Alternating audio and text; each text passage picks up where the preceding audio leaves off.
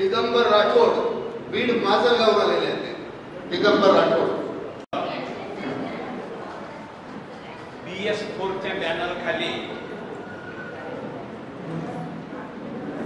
आम्ही न्याय हक्क परिषद राज्यस्तरीय आयोजित केलेली आहे आणि या परिषदेसाठी संपूर्ण महाराष्ट्रातून हा भटका समाज, त्या समाजाचे प्रतिनिधी या ठिकाणी आलेले आहेत. मित्रहो,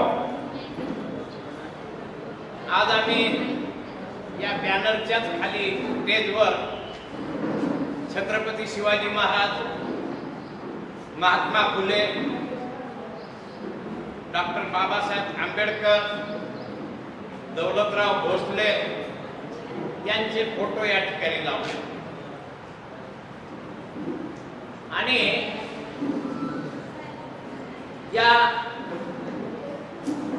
विषयावर संपूर्ण महाराष्ट्रातले लोक चर्चा करण्यासाठी निमंत्रित केले गेले. जे आयोजक आणि निमंत्रक आहेत त्यांचा उद्देश एवढाच असेल की संपूर्ण महाराष्ट्रातून लोक यावेत आणि या ठिकाणी जी चर्चा होईल त्या चर्चेचं सार आमच्या डोक्यात घेऊन जावं. परंतु परिस्थिती थोडीशी आम्हाला विचार करण्यासारखी आहे. या ठिकाणी आम्ही सकाळी आलो, जवळपास सगळ्या खुर्च्या भरलेल्या होत्या आणि आता अर्ध्या खुर्च्याही भरलेल्या नाहीत, रिकाम्या आहेत. आम्ही बरेच लोक बोललो की आम्हाला ही संघटना चालवायची आहे. संघटना चालते. आतापर्यंत बऱ्याच संघटना उभ्या राहिल्या, त्या विस्कळीत झाल्या, मोडल्या गेल्या. असं का झालं असं? तर त्याचं एकमेव कारण आहे की बऱ्याच बहुजन समाजाच्या संघटना विस्कळीत झाल्या. त्याचं कारण आहे की संघटनेमध्ये शिस्त नसते. संघटनेमध्ये शिस्त नसते, डिसिप्लिन नसते आणि त्यामुळे हे घडतं. आम्ही या ठिकाणी इतकं खर्च करून आलो, कशासाठी आलो? काहीतरी ऐकावं. परंतु आज आम्ही जर बाहेर भटकत असू तर आमच्या या बॅनरला शोभेसाठी तर आम्हाला कोणीही स्थिर करू शकत नाही. त्याचा बारकाईनं, गांभीर्यानं आम्हाला विचार करणं गरजेचं आहे. कुठल्याही संघटनेची ताकद ही त्या संघटनेच्या मध्ये काम करणाऱ्या कार्यकर्त्याच्या शिस्तीवर अवलंबून असते. जेवढाही वेळ या ठिकाणी आम्ही देऊ तो परिपूर्ण एक एक सेकंद आणि एक एक मिनिट त्या संघटनेला डायजेस्ट करण्यासाठी, ते विचार ऑब्झर्व करण्यासाठी आम्ही या ठिकाणी खर्च केला पाहिजे. तर आम्ही निश्चितच त्या संघटनेमध्ये काम करण्याला लायक आहोत. त्या संघटनेमध्ये काम करण्यासाठी लायक ठरतो. मित्रांनो, या ठिकाणी टोटल 28 जातींच्या भटक्यांना जसं आम्ही ताक घुसळल्याच्या नंतर लोणीवर येते तसं या 28 जातीच्या भटक्यांना घुसळल्याच्या नंतर या ठिकाणी महाराष्ट्रातून आलेला क्रीम समाज या ठिकाणी गोळा झालाय आणि आपणा सर्वांना बघून मला खूप आणि खूपच आनंद झाला. या ठिकाणी सगळे बुद्धिजीवी लोक एकत्र झाले आणि हा बुद्धिजीवी वर्ग साधा सुद्धा नसतो.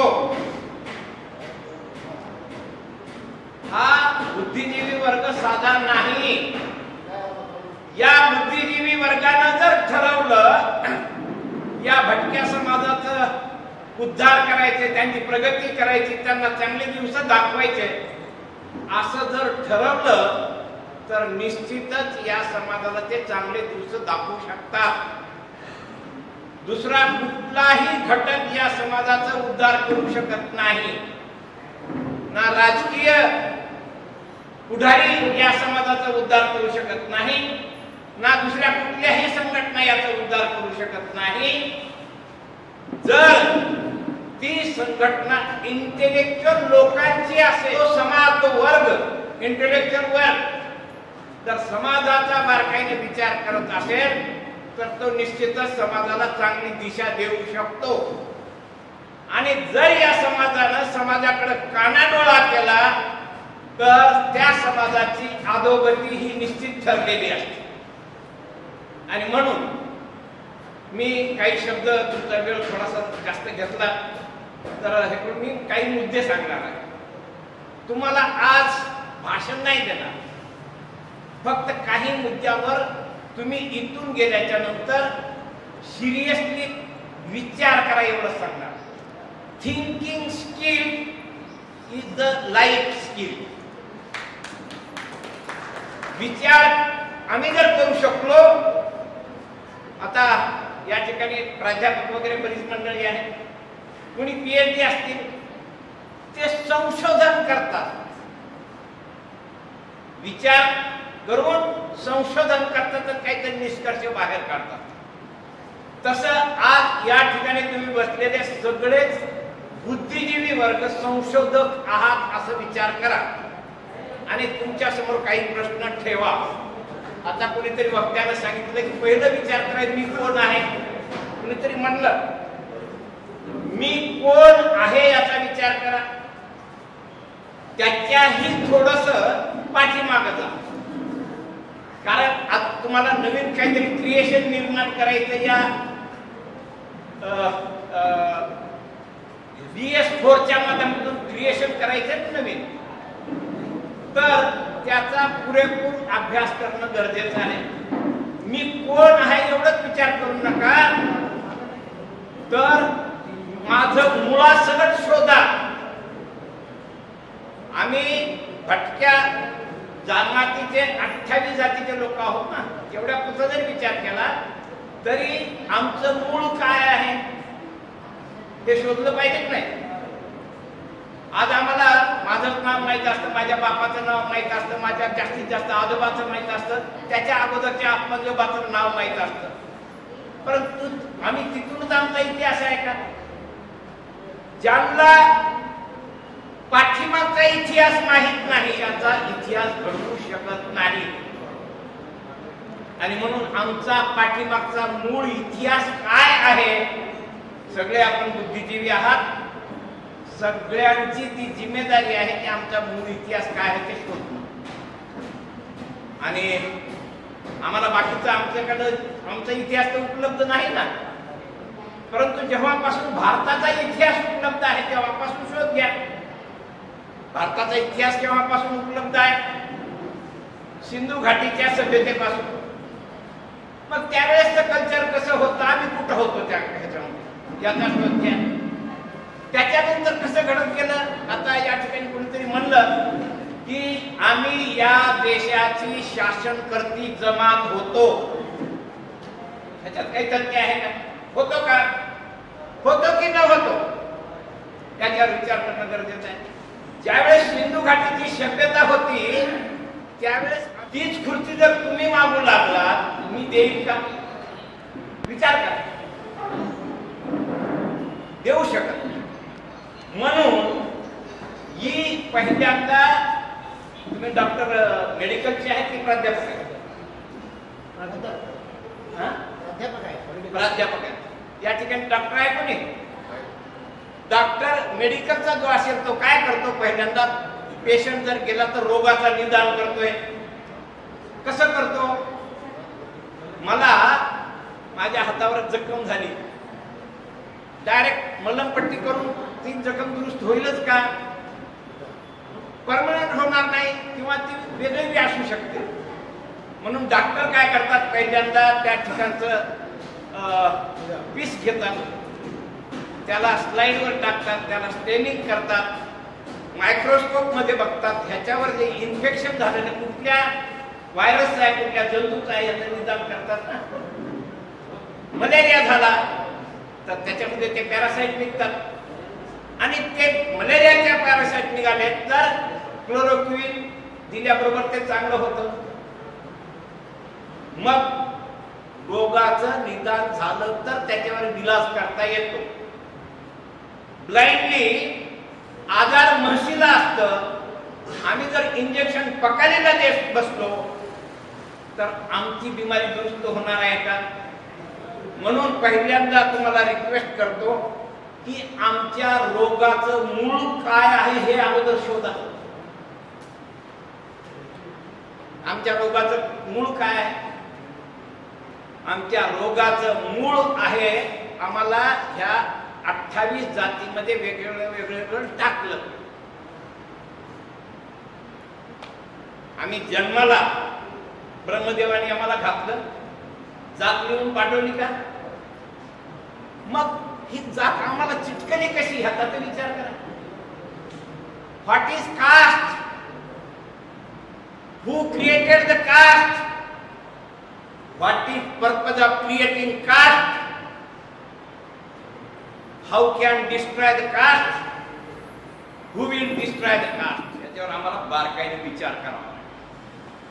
आणि म्हणून ही भारताची जी समाज व्यवस्था आहे हिला एकदा अगोदर समजून घेणं गरजेचं आहे. भारताची सोशल सिस्टीम अगोदर समजून घेणं गरजेचं आहे. कशी आहे भारताची social system? It is based on graded and degradation system. भारताची समाज व्यवस्था कशावर आधारित आहे? उच्च नीचतेवर, विषमतेवर, अन्याय करणाऱ्या तत्वावर. आणि आम्ही ज्यांना महापुरुषांना समोर लावलंय त्यांचं कार्य काय होतं? ही अन्यायकारक, विषमतामय, उच्च नीचतेवर आधारलेली समाज व्यवस्था तोडून फोडून फेकून देऊन नष्ट करणे आणि समता, स्वातंत्र्य, बंधुत्व आणि न्याय या मानवी मूल्यावर आधारित असलेली समाज व्यवस्था निर्माण करणे. बरोबर आहे? आज आमची लोकशाही हिचं मूल्य म्हणजे आपण व्याख्या जर करू तर काय?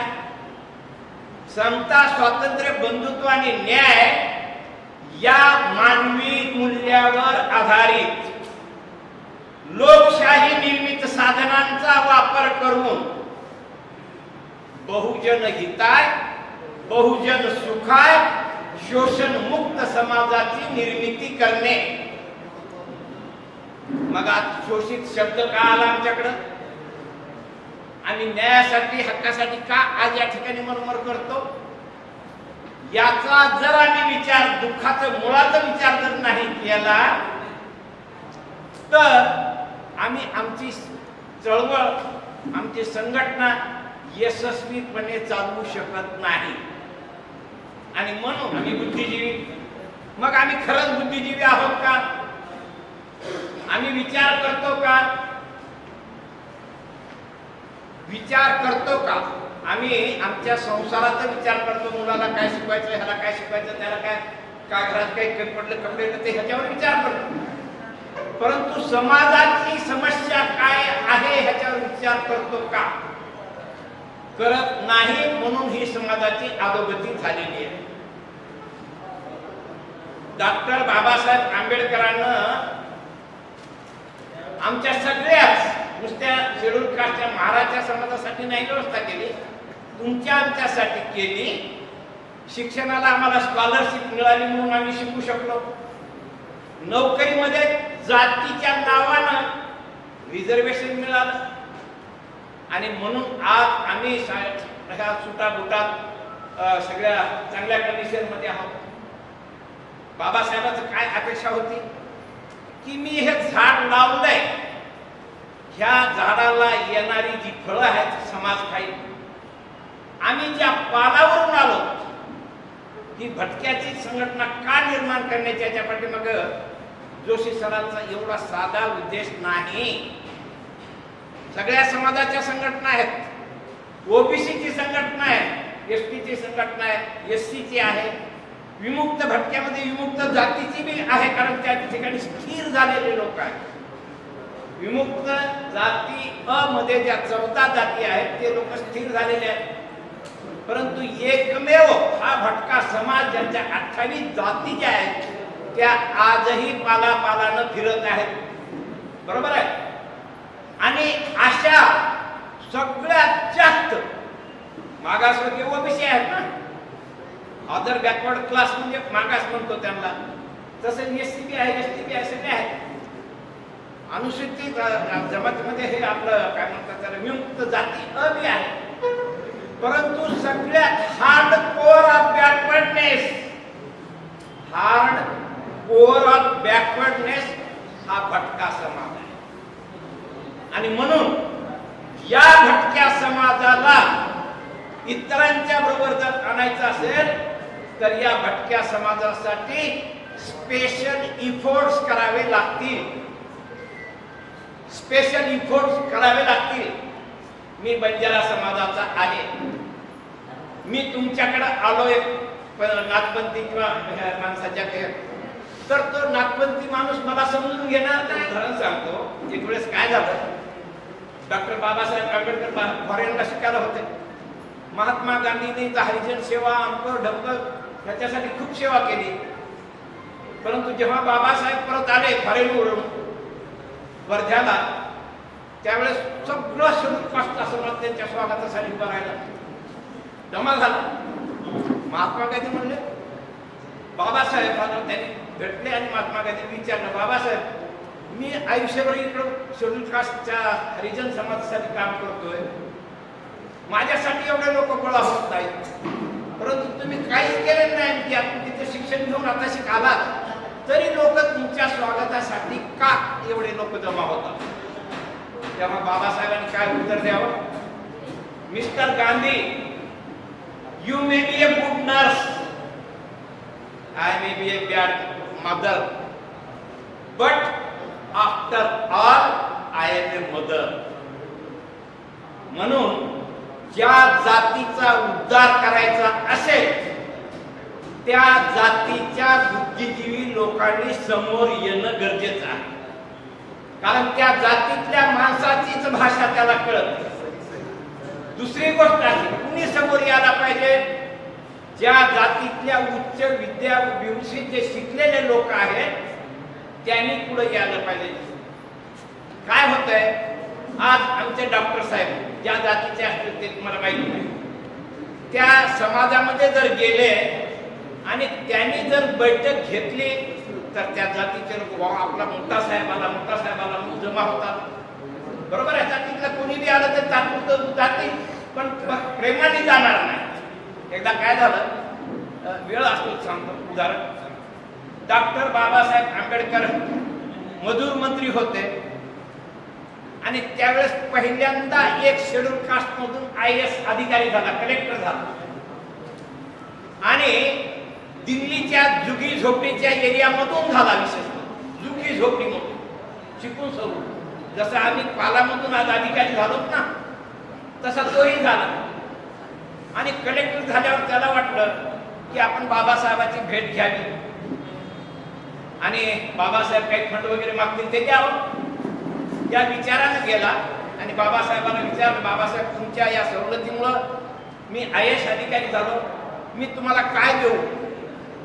बाबासाहेबांनी सांगितलं, मला काही देऊ नको, तू एकच काम कर, तू कुठल्या झोपडपट्टीमधून आलास ना, तुझी लाल दिव्याची गाडी घे आणि त्या झोपडपट्टीमध्ये जा, तिथं जाऊन काय करू, काहीही करू नकोस, फक्त तू जा, दररोज एक चक्कर मार, एक अर्धा तास तिथं उभा राहा. ह्यांनी ऐकलं, असं बाबासाहेब का म्हणताय, त्याला कळालं नाही अगोदर. तो गेला त्या झोपडीमध्ये, लाल दिव्याची गाडी बघितली. आज आमचा जो भटका समाज आहे आजही त्यांची कंडिशन, लाल दिव्याची गाडी बघितल्यावर काय होतं, एक तर फरार होऊन जातात, नाहीतर उडून काहीतरी झोपाटा लावून बंद होऊन बसतील. तसंच झालं त्या काळात.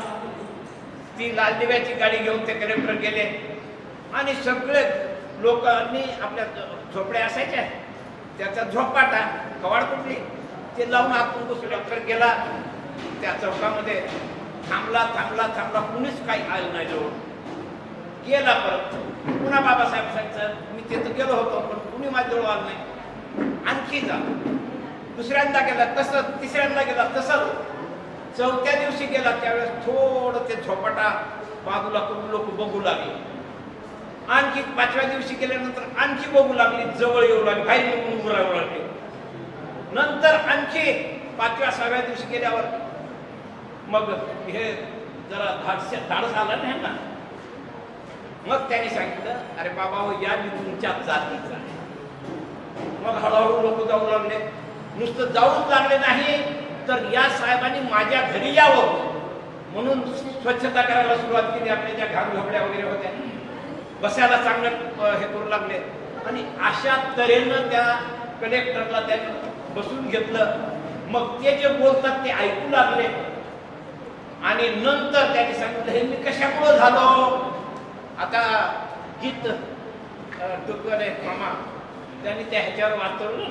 म्हणतं तुम्ही शिका शिका हा संदेश दिला. त्या झोपडीवाल्यांना सांगितलं, बाबांनो मी हे जे झालं ना ते शिकून झालं.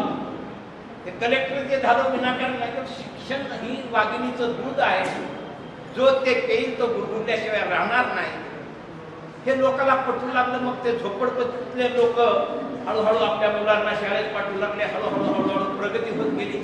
आणि आज भारतात एक कास्ट जर सोडली तर दुसऱ्या नंबरवर सगळ्यात जास्त शिकलेले लोक कुणाच्या समाजाचे असतील तर ते schedule caste, IAS, IPS, IRS, IFS हे लोक कुणाचे आहेत.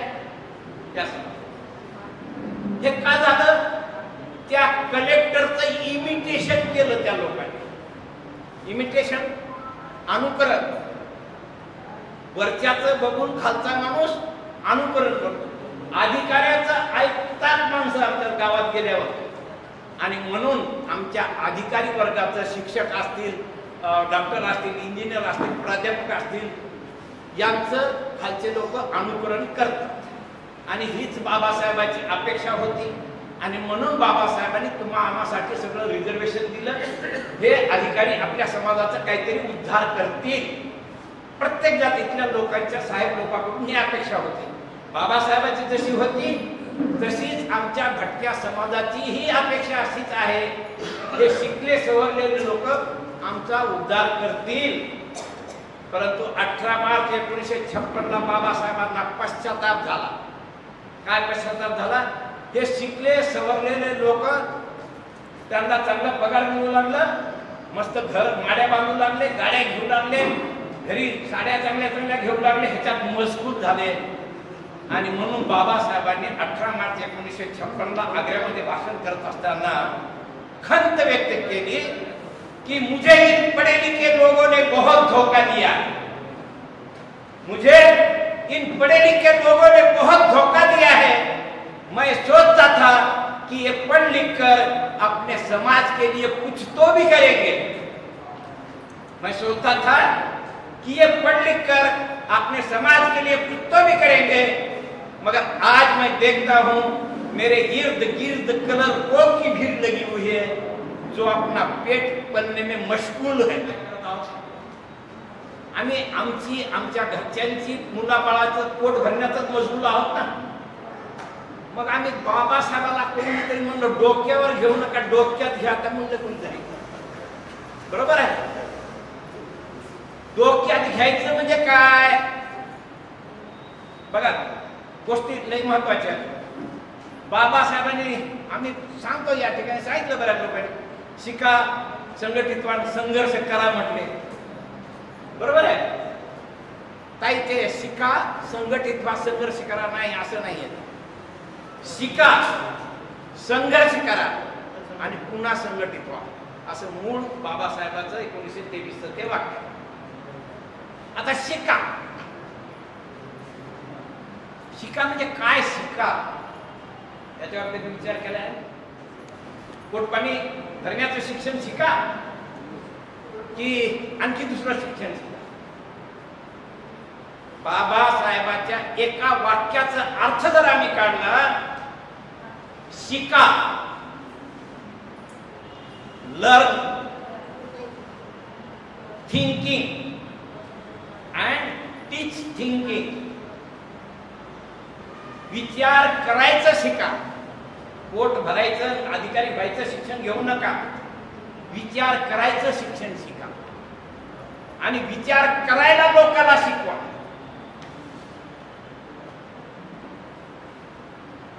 एका शिका या शब्दाचा महात्मा फुलेनं काय म्हटलं? महात्मा फुलेला आम्ही या ठिकाणी बघलो. महात्मा फुलेला खरंच आम्ही समजलो का? नाही समजलो. आम्ही काय बरेच लोक तर असे असतील वाचलं बी नसेल. बाबासाहेबाला वाटलं नाही, महात्मा फुलेलाही वाटलं नाही. कुणीतरी मला सांगितलं सरांनी, घटना तुम्ही वाचली का? घटना नाही वाटली. महात्मा फुलेने काय म्हटलं? आमची मोमेंट जर खरी उभी करायची असेल तर बरं का, त्यासाठी सांगायला महात्मा फुलेने म्हटलं विद्येविना मती गेली. विद्येविना बुद्धी गेली असं का नाही म्हटले महात्मा फुले? मती आणि बुद्धीमध्ये काय फरक? काय फरक आहे सर? मती म्हणजे thinking skill, how to think. मती थिंकिंग स्किल. आज तुम्हाला माहित आहे, थोडस पाठीमाग जावं लागेल. मती थिंकिंग स्किल आम्हाला कुणी शिकवली? मी असं सांगतो की हजारो वर्षापासून आम्हाला काही विद्याचे शिक्षण शिकवलं जाते, साहेब ओरिजिनल शिकवलं जात नाही. विद्येचे प्रकार आहेत. एक त्रैविद्या आहे, वार्ता विद्या आहे, दंड विद्या आहे, नीती विद्या आहे. याच्या व्यतिरिक्तही एक महत्वाची विद्या आहे आणि त्या विद्येचा वापर गौतम बुद्धाच्या नंतर सम्राट अशोकाने केला. कोणती विद्या? थिंकिंग स्किल विद्या, तिला आम्ही अन्वीक्षिकी म्हणतात.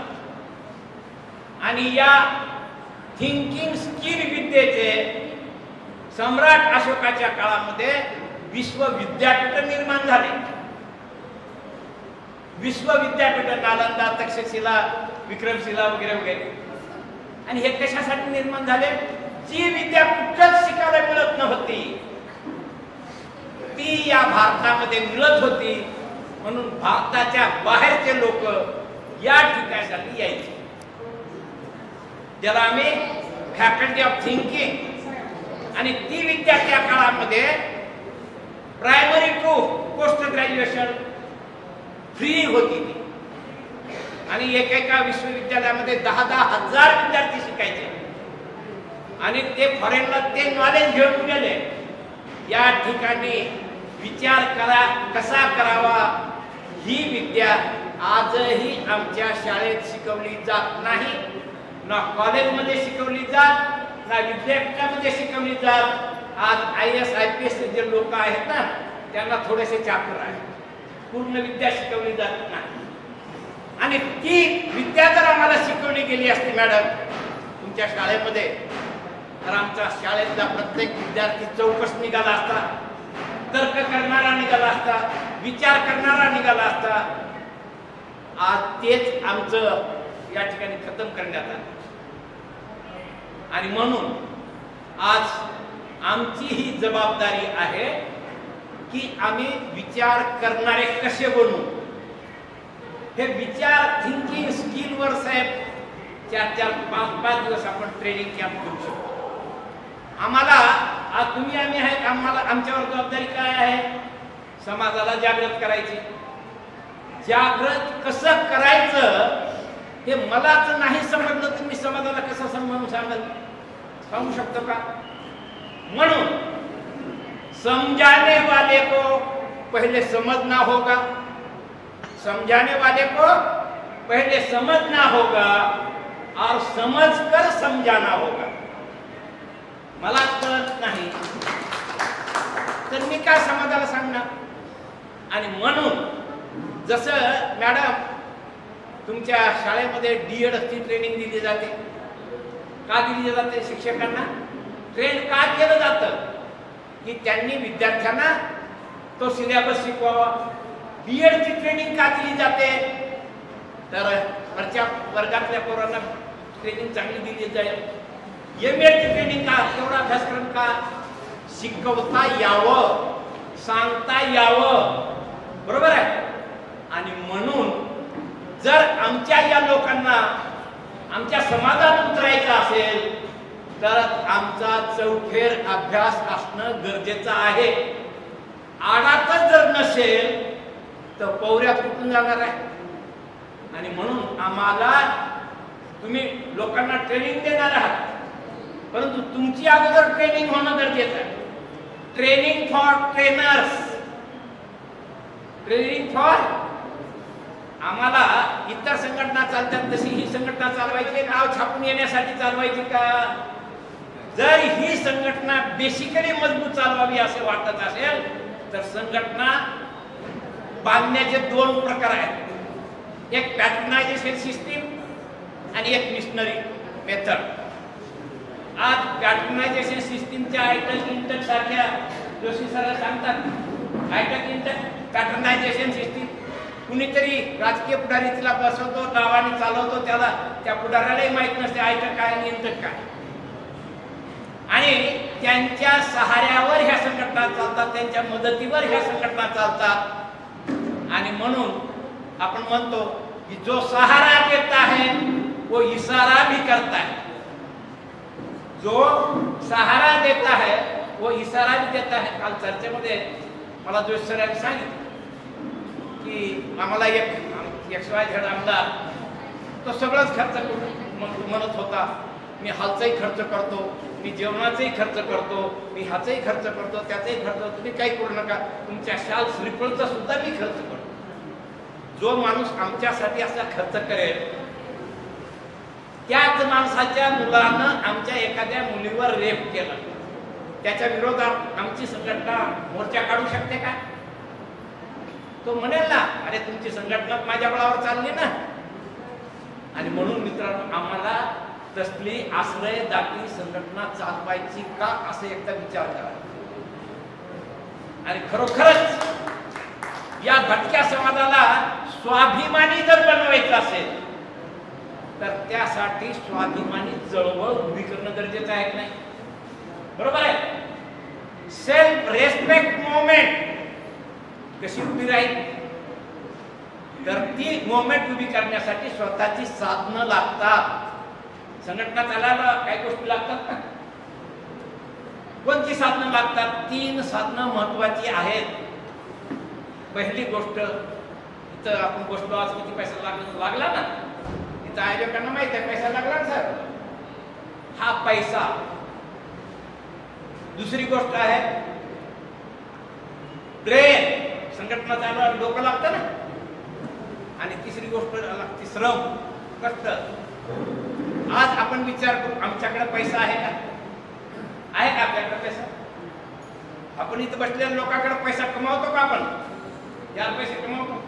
अहो, आमच्यामध्ये स्वाभिमानाची गोष्ट आहे की आमच्याकडे सुधीर जोशी सारखे माणसं, ज्यांचं आज जे काही टर्नओव्हर केलं 1000 करोड,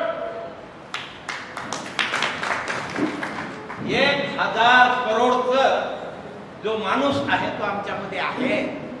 आणि आज 1,50,000, 60,000, 1 लाखाच्या आसपास पैसे कमवणारे पगारदार नोकरी आहे, काही गुत्तेदार आहे. म्हणजे आमच्याकडे पैसा आहे. दुसरी गोष्ट, आमच्याकडे ब्रेन आहे का?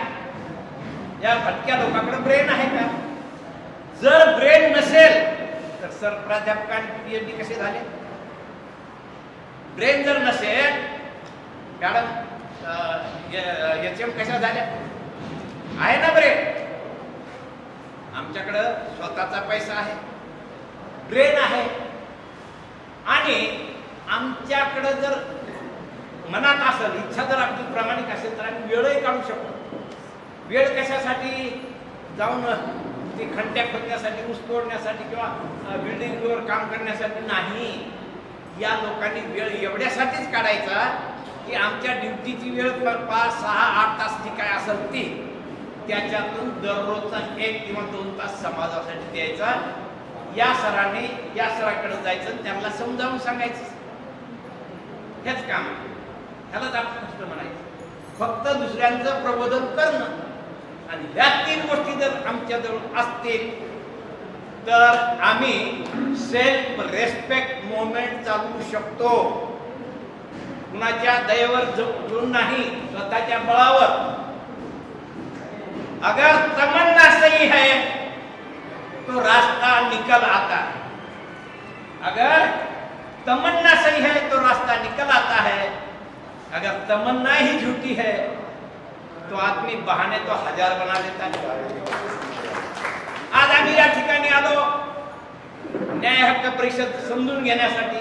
आणि आज कुणाला विचारले तर ज्यांच्या रिकाम्या खुर्च्या त्यांना जर विचार कुठे गेलते, काय नाही होत दर्शन, कुठे गेलते, काहीतरी बाजार मार्केटला गेलो, हेच विषय सांगतील ना. म्हणजे आम्ही काही ज्या गोष्टी समजून घ्यायच्या त्या समजून घेत नाही. आणि जर आम्हाला नाही समजलं तर आम्ही समाजाला काय सांगणार. आणि यासाठी मित्रांनो, जर तुम्ही आम्ही विचार केला, ठरवलं. आज या ठिकाणी आमचे इंजिनियर साहेब आहेत, यांनी यवतमाळमध्ये 35 एकर जागा आणि त्याच्यावर या एनटीच्या लोकांना तिथं त्यांनी स्थायिक केलं. त्यांनी बाबासाहेबांची अंमलबजावणी केली. बाबासाहेबांच्या विचाराची त्यांनी अंमलबजावणी केली. बाबासाहेब काय म्हणले होते त्या काळात, शेड्यूल कास्टच्या लोकांना अशा छपरा झोपड्या अशा होत्या ना, त्यांची प्रगती होत नव्हती. बाबासाहेबांनी त्यावेळेस इंग्रज सरकारशी झगडा केला, त्या गोलमेज परिषदेमध्ये भांडले आणि त्यावेळेस त्यांचा स्वतंत्र मतदारसंघाचा हक्क हिरावून घेतला. त्यावेळेस त्यांनी दुसरी मागणी घेतली की आमच्या समाजाला कमीत कमी सेपरेट सेटलमेंट द्या. आणि त्याच्याच पैकी एक मागणी साहेबांनी सेपरेट सेटलमेंट उभं केलं. हे महत्वाचं काम आहे. आज आमच्या समाजाची आवश्यकता काय? हे प्रत्येक गावाला तुम्ही जा, तुमचेच आई वडील तुमचेच भाऊ बहीण जमिनीमध्ये कुठेतरी जाऊन उभे राहतात, पाल टाकतात आणि पाणीवर जीवन जगतात, वेगवेगळे व्यवसाय करून. ह्याची आम्हाला कुठेतरी वाटलं पाहिजे ना. ही आमच्यासाठी नामुष्कीची वेळ आहे. जे सुशिक्षित आम्ही आहोत म्हणून घेतो ना, त्यांच्यासाठी नामुष्कीची वेळ आहे. आणि म्हणून आपण याच्यानंतर माझ्याकडे कंट्रोल करणारे उभे राहिले. जास्त वेळ न घेता मी तुम्हाला एवढंच सांगेन, जर तुमच्या अंतःकरणातून जोशी सरांचे हात मजबूत करावे असं वाटत असेल तर काही कठोर बाबी शिकलं पाहिजे, विचार करणं शिकलं पाहिजे, समाज जागा करण्यासाठी नॉलेज मिळवलं पाहिजे, ट्रेनिंग घेतली पाहिजे, यासाठी केडर कॅम्प घेतले पाहिजे.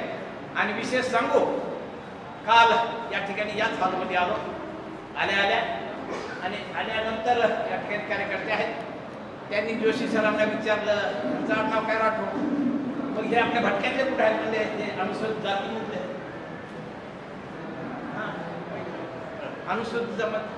मी असं सांगतो मित्रांनो, आज जरूरत आहे हार्डकोअर बॅकवर्डनेस जो आहे भटक्यांना जागा करण्याची. त्याच्यानंतर ह्यांनाही गरजच आहे, त्याच्यातही काम करणारे लोक आहेत, ओबीसी मध्ये काम करणारे लोक आहेत. आणि हे सगळे जेव्हा जागे होतील तेव्हा त्यांचं जे राजपाट आहे ना, आज मॅडम म्हणल्या येणार इलेक्शन येत आहे, मॅडम आणखी आपली ताकद उभी राहिली नाही, पण स्वप्न बघायला काही अडचण नाही. त्यावेळेस बाबासाहेबांच्याही त्या ह्याच्यामध्ये झोपड्याच होत्या, लिहायला भिंती न होत्या. त्यावेळेस बाबासाहेबांनी सांगितलं जा आणि तुमच्या घराच्या भिंतीवर लिहून ठेवा की तुम्हाला उद्याची शासनकर्ती जमात बनायची. त्यावेळेस काहीच नव्हतं भिंती. आज आमच्याही लोकांकडे पाली आहे. आपल्या लोकांमध्येही ती सुप्ततेच्या जागृत केली पाहिजे की आम्हीही शासनकर्ती जमात बनवू शकतो. कारण political power is the master की with which we can open each and every lock. आम्हाला जे पाहिजे ते आम्ही घेऊ शकतो. आज मागून काय मिळतं तर भीक मिळतं. भीक द्यायची की न द्यायची त्या देणाऱ्यावर अवलंबून आहे. त्यांनी म्हटलं पुढं चल रे, पुढं चल तर जावं लागतं. आमचे हक्क घ्यायचे असतील तर अगोदर आम्हाला जागृत व्हावं लागेल आणि नंतर हिसकावून घ्यावं लागेल. आणि ती हिसकावायची तयारी करण्यासाठी किती आपल्याला मेहनत घ्यावी लागेल याची कल्पना तुम्हीच करा. आपण हे निश्चित प्रयत्न करू, चांगल्या तऱ्हेनं करू. आणि आपण थोडासा वेळ दिला मला जास्त घेतला मी तुमचा. मला वाटतं दिलगिरी व्यक्त करणं तुम्हाला किती आवडलं नाही आवडलं मला माहीत नाही, पण दिलगिरी ते व्यक्त करत नाही. मला जे कडू गोड काय वाटलं असेल तुम्हाला ते तुम्हीच ठरवा, पण मला जेवढं सांगा वाटलं थोडक्यात तेवढं सांगायचा प्रयत्न केला. आपण शांततेने